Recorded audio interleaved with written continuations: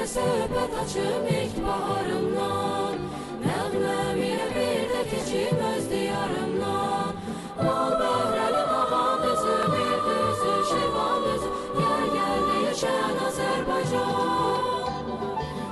Güllərin şəfalıdır, güllər səfalıdır, hər yanı gülşən Azərbaycan.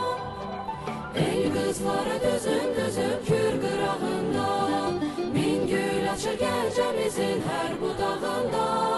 Dost elləri Qarabağın dağ vüqarlıdır, gen çölləri bu torpağın xoş baharlıdır.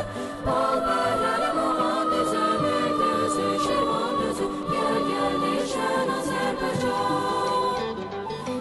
Gülləri şəfalıdır, güllər səfalıdır, hər yanı gözəl Azərbaycan.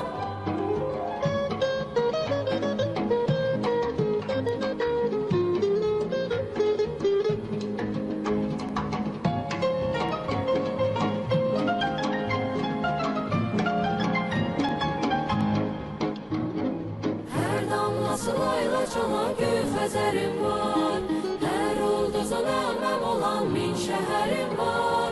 Keçdim yenə çiçək hər mahalımdan, öz yurdumun doymaz ürək üz vəsalından. Bal bəhrəli mağan düzü, bir düzü, Şirvan düzü, gəl deyişən Azərbaycan. Gülləri şəfalıdır, güllər səfalıdır, hər yanı gülşən Azərbaycan. Hər yanı gülşən Azərbaycan.